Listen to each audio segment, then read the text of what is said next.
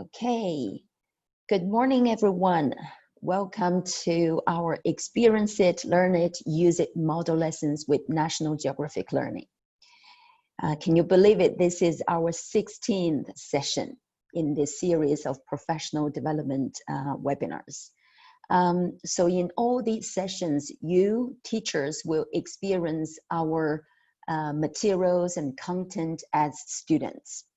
And in today's session, we're going to experience some content from Explorations, as you can see on the screen, okay, which is a new library of short and project-based courses. Again, before we start the session, so we'll have just a very quick check on some of the tools we're going to use for interaction. First, mute and unmute.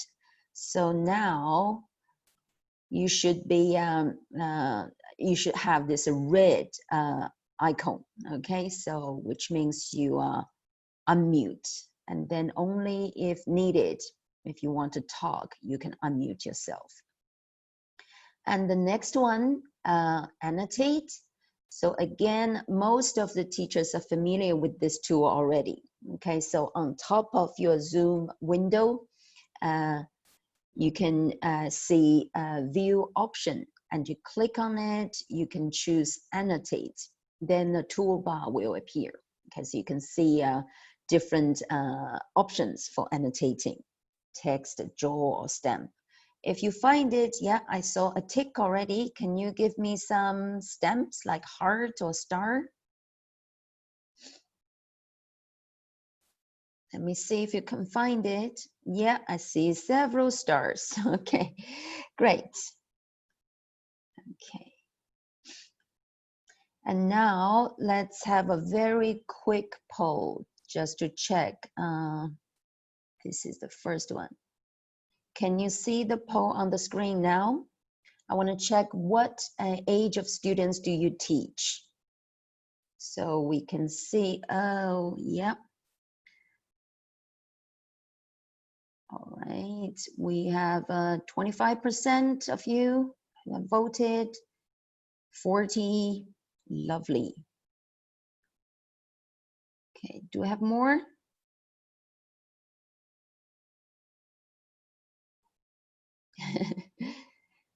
All right, okay, so 60% of you have voted.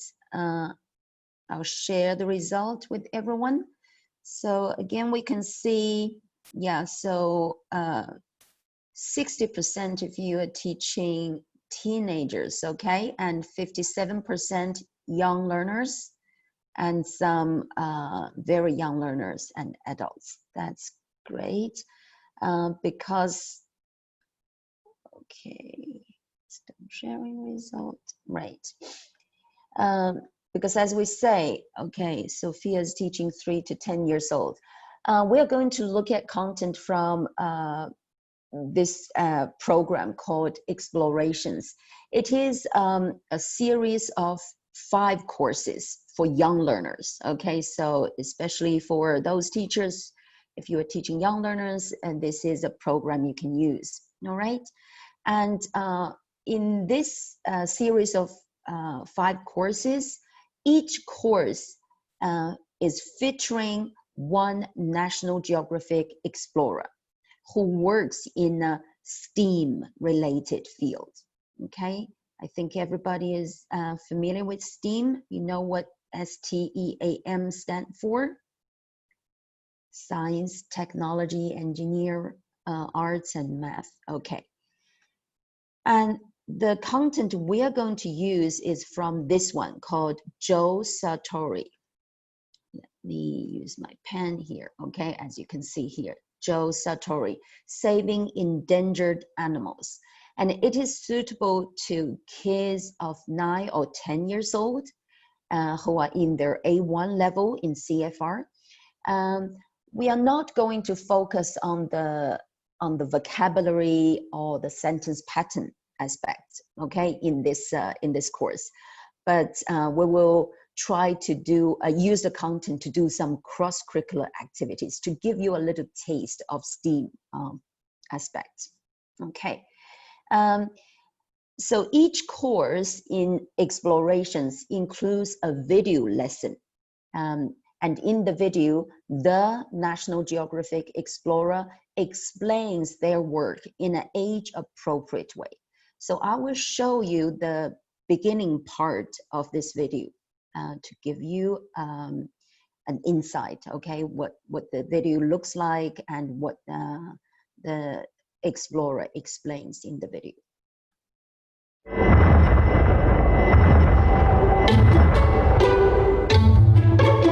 Do you like animals? I do.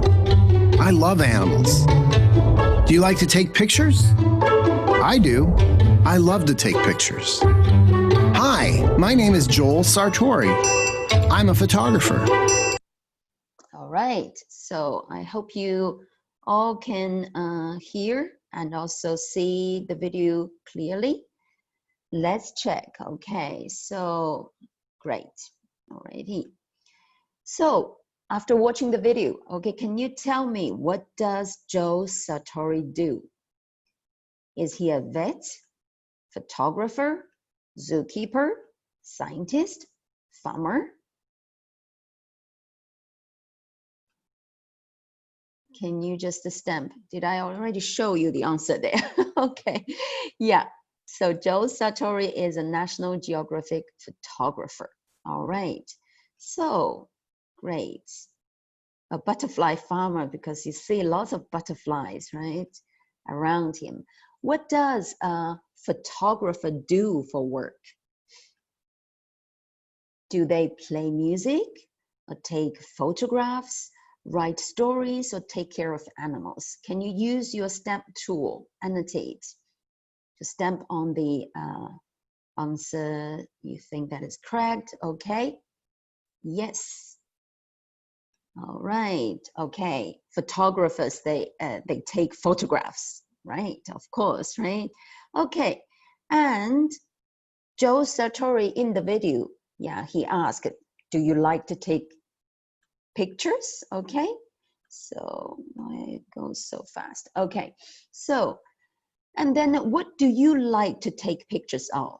Do you like to take pictures of animals or people or places? Okay, can you use the sentence pattern? Okay, I like to take pictures of, okay, I like to take pictures of places. That's from Andrew. Okay, Yuxi said, I like to take pictures of animals. Ah, great. Kate said, I like to take pictures of people and places. Okay, great. Very good. I like to take pictures of everything, animals, people, and places. All right. And then Joel Sartore, okay, takes photographs of, from this picture, can you tell me? Of animals, people, or places? Animals, great. Thank you, Beatrice. Okay, yep. Very good. Okay, Joel Sartore takes photographs of animals. And let's see, he takes photographs of animals for a project called the Photo Arc. So what's special about these photographs of animals? Can you have a quick look at this paragraph? This is in the student book, the reading text. So can you tell me what's special about these photographs of animals?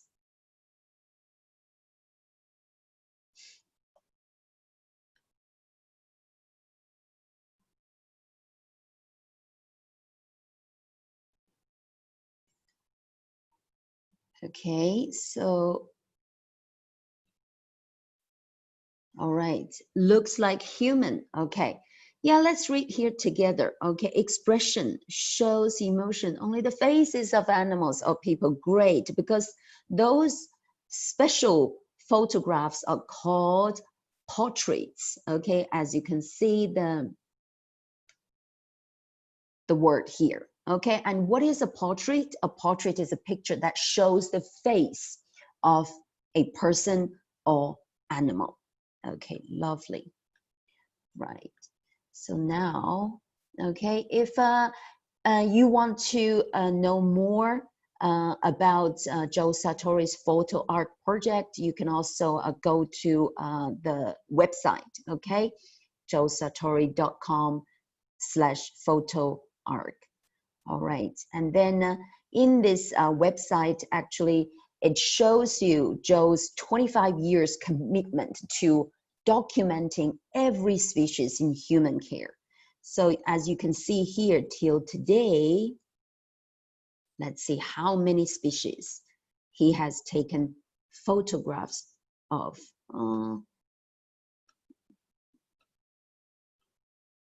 Okay, it is amazing, right? So till today, he has taken photographs for 10,531 species already. Okay, and of course, yeah, if you want to know more about those animals, you can also click into the picture and study more about those species. So now let's look at some of Joel Sartore's animal portraits. Okay, so look at this picture. So this is actually from the student book, the opening page. So, and you look at it and tell me, what animal is it in the picture? Which one will you choose? Okay, bird. Yeah, bird, right? Yeah, everybody choose bird. I think you're right, okay? It is a bird. It's actually an Edward fig parrot, okay? It's just so colorful. Look at its feather, okay? And now let's look at more animal portraits. Can you guess what animal it is? This one now. Do you have any idea? What can you see? A cow? There's a nose there, right? A horse? Okay. Any other guesses? A dog? A rat? Yeah, you see some bushy tail? Yeah. Bear? Goats? Let's see. If I show you the picture, now can you tell me what it is? Yeah, it's an anteater. It's a giant anteater. It lives in South America, right? And actually it has a very long and sticky tongue. And it uses its sticky tongue to catch ants and termites. So it can eat up 30,000 ants and termites every day. All right. So let's see more. So what animal do you think this one is? It looks like a plant. A fish. It flies. Thank you for the clue, Andrew. Moth. Okay, Yuri said it's a moth. Actually, you got the correct answer. Li Chen said deer. Actually, it is a moth. It's an African moon moth. Okay. It's actually very small, but if you look at the picture, okay, so it's very clear, and that's a portrait. And we have more here. It's very unique, right? So, yeah. And this is a California condor, okay? Actually, it is one of the world's most endangered birds, okay? Once there were only 22 left, okay, in the whole world. And then a scientist caught them and also raised the young birds, okay? So now there are over 300 condors, and half of them are in the wild. And look at this one. It is an endangered bird, yep. It's a fox, okay? Fennec Fox. It is the world's smallest fox. Yeah, it lives in desert, in the hot desert. So it has huge ears, because the huge ears can give off heat, keep the fox cool. And if you look at its feet, it's very furry, right? So it helps it walk across the hot sand. It's on a Welcome to Our World cover. Very good, you notice that. Okay, and look at this. It's a cockroach sifaka, okay? So it lives in Madagascar. Yeah, At first you thought it was a cat, right, with large ears. Very good. So now if you look at these portraits, what do you notice about the photos Joel Sartore has taken? If you look at these animals, the shifaka, the giant anteater, the fox, what do you notice?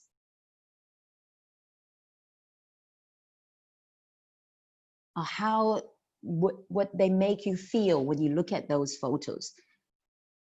The animals are posing. Yes, they are looking at us. Eye contact, lovely. Okay, yes, okay, amazing pictures. Yeah, we hardly see in our daily life. They are all staring at the camera. Very good. So actually, yeah, if you keep reading, this is what Joel Sartore wants, okay, from these portraits of animals. So when you look at a photo art portrait of an animal, you see the animal's eyes, okay, just as Andrew and some other teachers mentioned. They have the eye contact, okay? It seems like they stare at the camera, okay? So, because Joel wants people to look into the eyes of those animals. Let's see how he explains in the video, okay? The goal really is to get the public to understand that there are many other animals we share the planet with and fall in love with them as I have. I take pictures of big animals like elephants and rhinos. Elephants and rhinos are endangered. I take pictures of small animals too. That's a tarsier. Tarsiers are endangered, and they're incredibly cute. So many animals are endangered. Chimps are endangered. Tigers. Polar bears. Frogs. Even bugs are endangered. Bugs are animals too.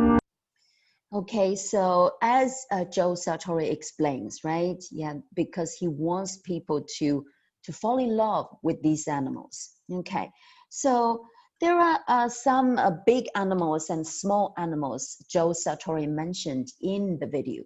Do you still remember some of the big animals or small animals he mentioned? Can you type in the chat box? What do you still remember? He mentioned lots of endangered animals, of course, right? Elephants, tigers, yeah, lions, rhinos, okay? Rhinos, tigers, polar bears, yeah, and some small ones, yeah, okay, bugs, frogs, insects, lovely, yeah. So he did mention elephants, okay? Elephants are endangered. Rhinos, okay, and you might actually have read about this story, right? The white rhinoceros, okay, white rhino. So I think now there are only 2 left, and the last male white rhino died in 2018, I remember. So we read lots of news about the death. Okay, so which means actually now, basically speaking, they can't really survive, right? Because this kind of species actually is heading to extinction. Okay, because there's no more male white rhino in the world, and also like tigers are endangered. And then he also mentioned some small animals. Yeah. What is the name of this small animal? Do you still remember?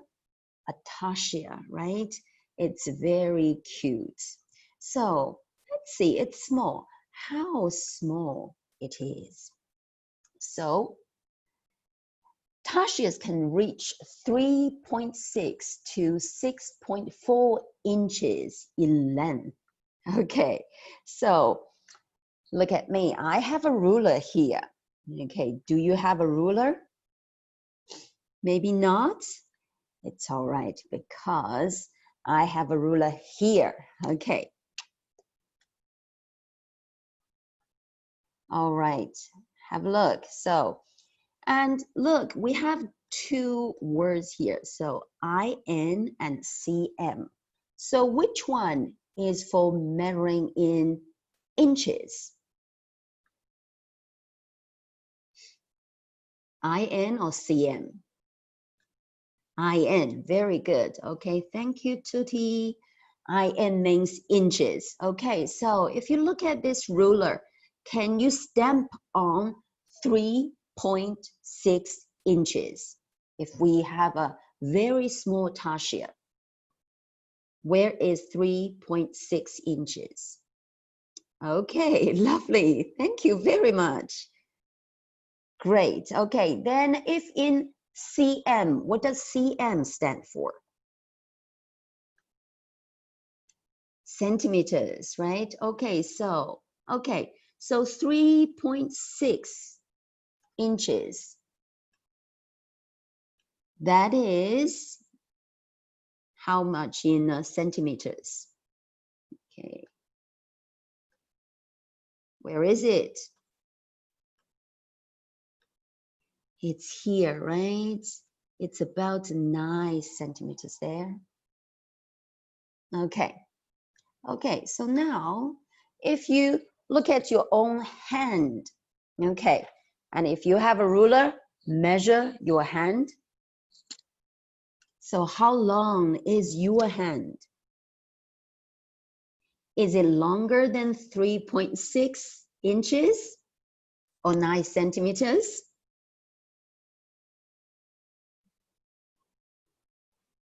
Let's see. Do you think your hand is longer? This part, okay, is the length, than 3.6 inches.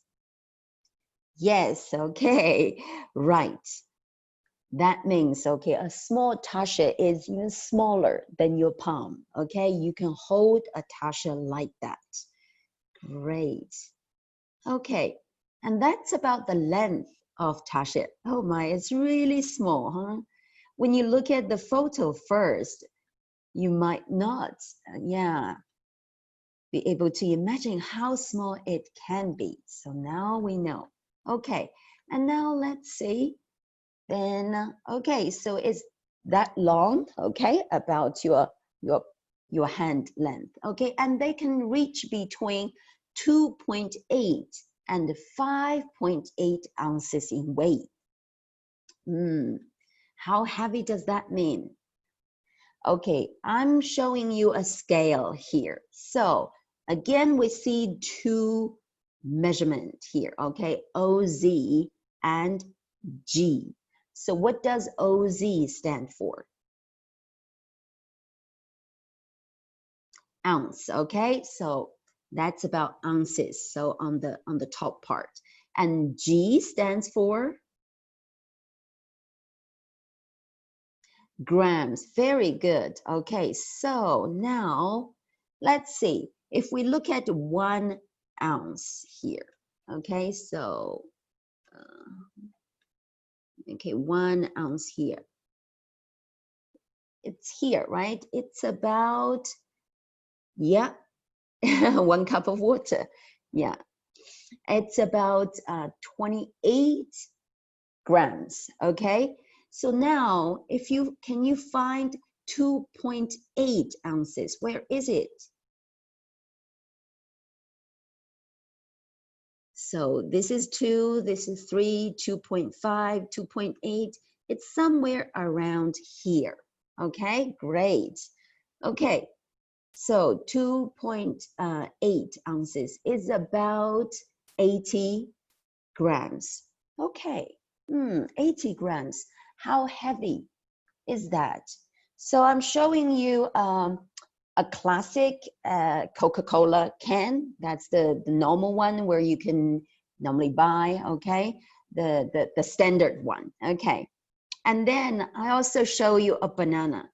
So which one do you think a tasha like weighs kind of the same as Coca-Cola can full of Coke, of course, okay, or a banana? A banana. Yeah, you all made this guess. Correct. So a banana can be around like 80 to 150 grams, okay? So look, if you hold a banana in your hand, you can feel this is about a tasha's weight, okay? It's like you are holding a tasha. Okay, great. Now, some other small animals, okay, mentioned in the video. So frogs, and this kind of frog is called a poison dart frog. Do you think a poison dart frog is a little bit bigger than tasha or even smaller than tasha?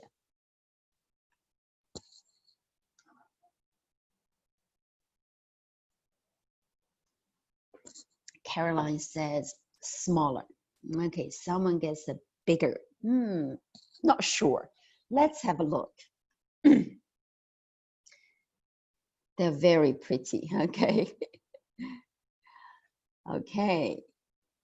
Okay, it says poison dart frogs are 1/2 to 2 inches long.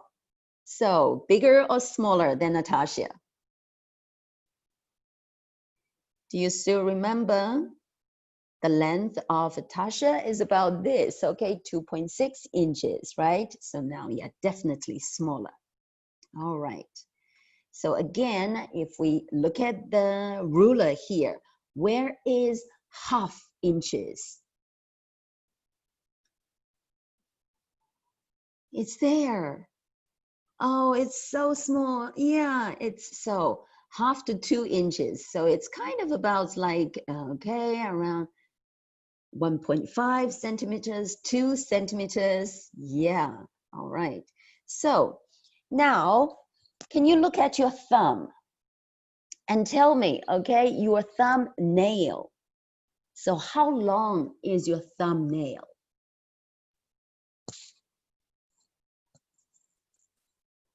One inch, yeah, it's about 1 inch, right? Or even smaller, okay? So I don't think my thumbnail is 1 inch. It's probably just a 1/2 inch, right? No, let me check, okay? So yeah, it's about 1 centimeter there.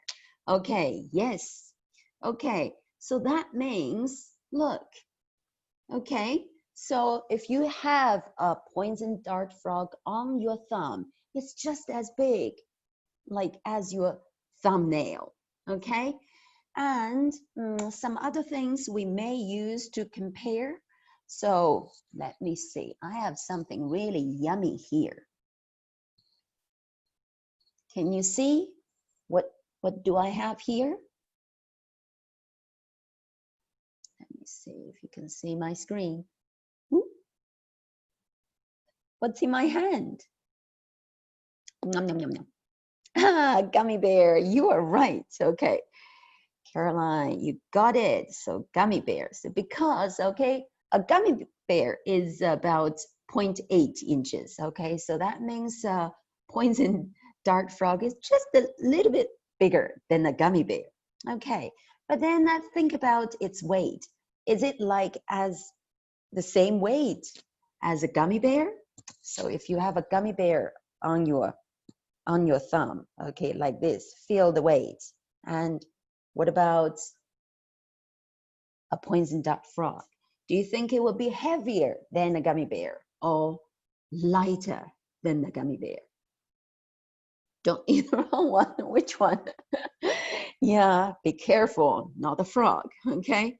Almost the same maybe, okay, heavier, lighter. We have different guesses there, right? Let's see. Okay.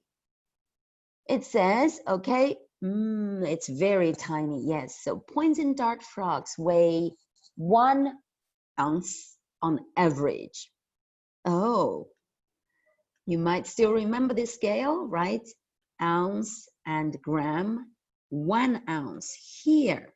Okay, so they are very dangerous, okay? So you can't really eat them, all right. Okay, Okay, so 1 ounce, right? Here is about, you can see how much in grams then? It's about 28, okay, grams there. Can you think about something that weighs about 1 ounce or 28 grams in your daily life? Do you have any idea? And of course, in the class, you can always just prepare lots of things and ask your students, a peanut, probably, yeah, I can feel, yeah, a peanut, a walnut, yeah.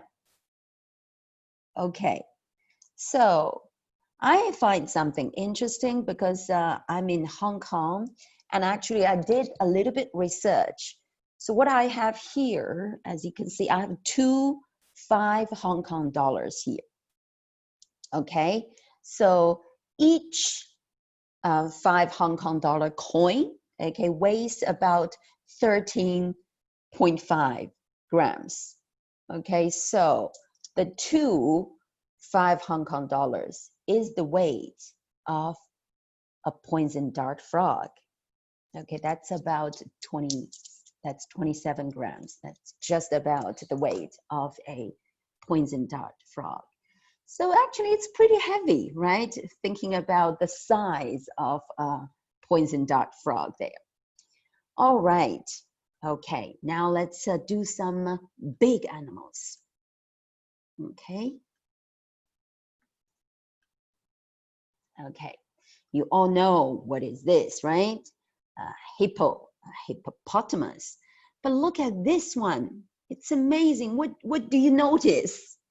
What surprises you? What makes you feel wow? If you look at the hippo, it has a big mouth, yeah, and you see its teeth.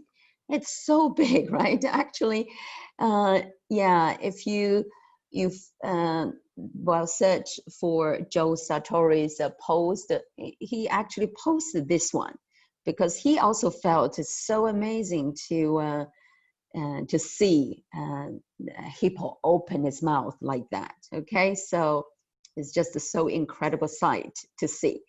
But do you know how wide a hippo can open its mouth? Like if we think about this, how wide? Okay, so what do we normally use to measure the degree? Oh, 270 degrees. Oh my, that's even bigger. So if you look at what I have here in the picture, so this is 0. Okay, how wide do you think a hippo can open its mouth? Okay, someone gets 80 degrees, 120, 90 degrees. Good guesses. Okay, so a hippo can open its mouth to full 150 degrees here, or even bigger. Sometimes they can even open their mouth to 180 degrees. Wow. And now think about human beings. If you try to open your mouth as wide as possible. Okay, yeah, how wide can you open your mouth? About 20, 50, 60, 45. Actually, yeah, we open probably just around here. This is what we can do, about 30 degrees. Yeah. Alrighty, okay. And okay, so a hippopotamus can open its mouth to more than 150 degrees. Can you think of other animals that can also open their mouth to such an extent? Crocodiles do have big mouths, but I don't think they can open their mouth that wide, right? Okay, yes, snakes. We do see some snakes, right? When they eat food, when they try to catch food, they can open their mouth. Yeah, so if you, search do some research, you can see, yeah, some snakes can also open their mouth to 150 degrees. Very good. So now let's look at, okay, some fact about hippopotamus. Hippo calves weigh nearly, baby, okay, nearly 100 pounds at birth. So now we have a new measurement, pounds. So if you look at the scale here, okay, so we have lb and kg. So which one stands for pounds?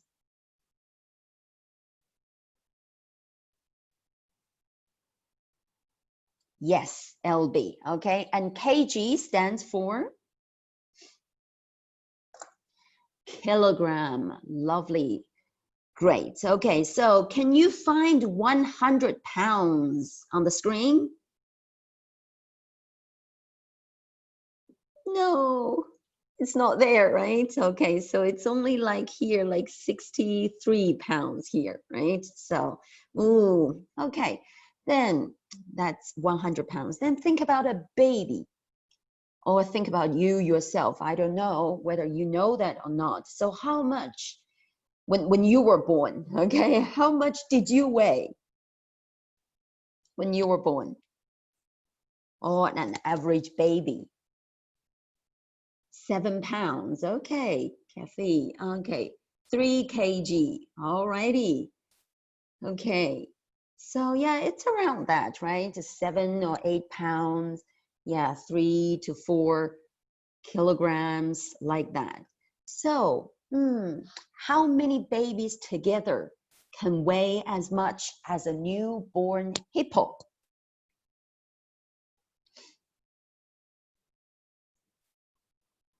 If we say average, well, 3.5 kg or 8 pounds, yeah, about 15 babies, right? Okay, 12, 13, 15 babies together is as heavy, oh, even 20 babies, Tuti said, okay, as heavy as a baby hippo.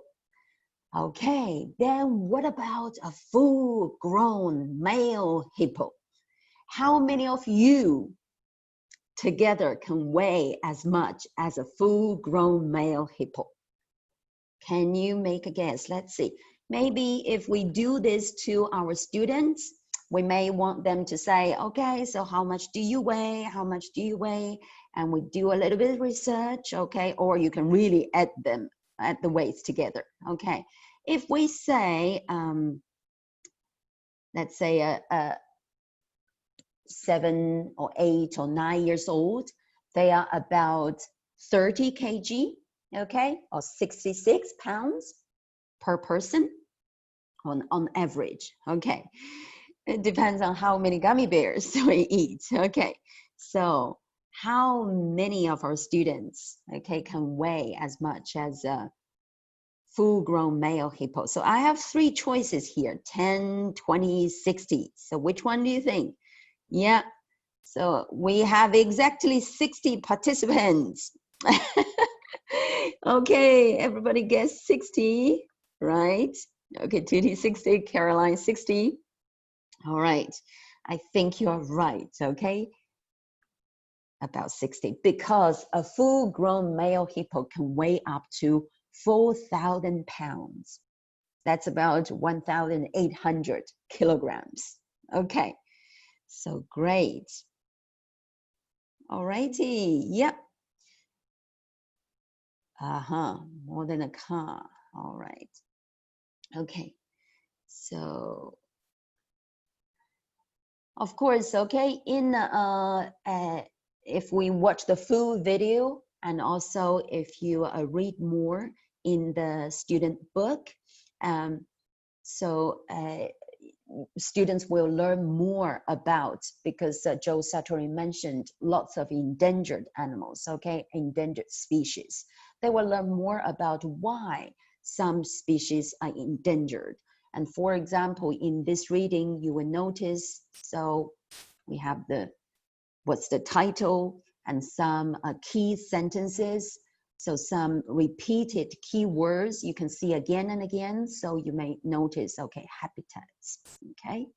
So, and they live somewhere. So habitats is where animals live. So it's because their habitats are endangered. And so some animals are endangered too.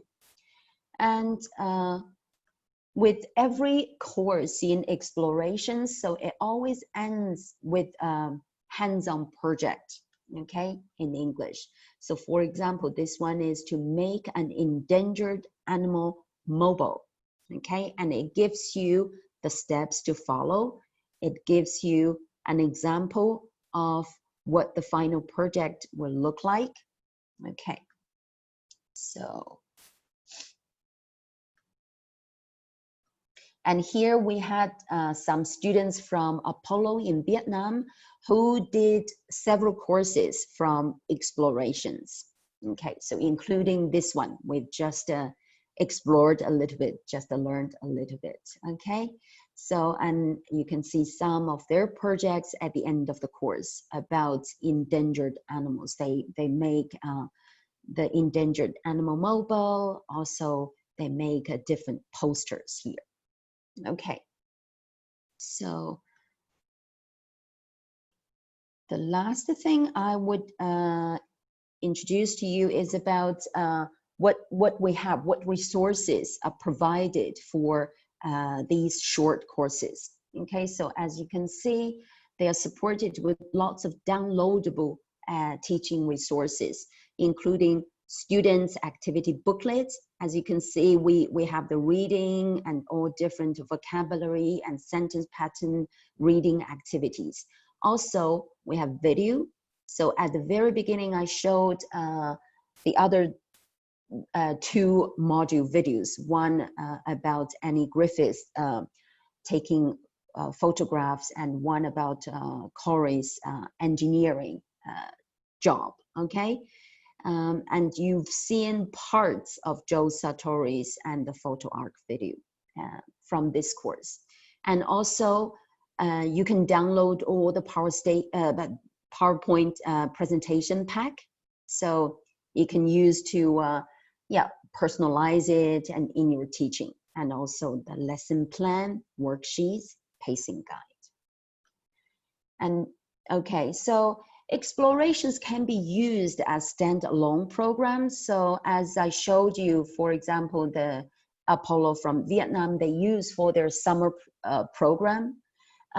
Also, it can be used together with some main courses, young learner programs like Our World, Look, and Reach Higher. It's very easy for you to find those National Geographic Explorer stories in Our World or Look or Reach Higher, and also the very relevant topics, okay? It can be inserted in the curriculum easily, okay?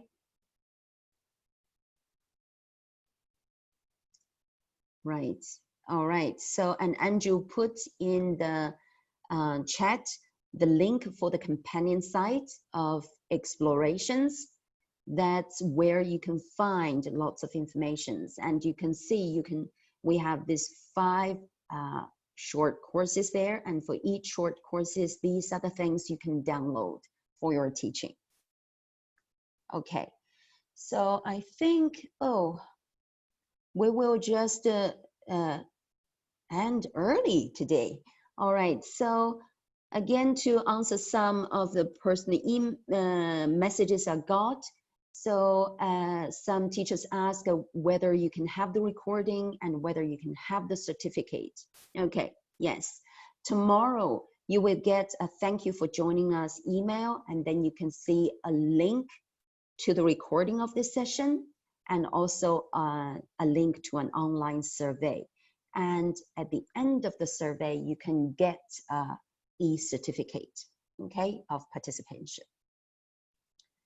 All right.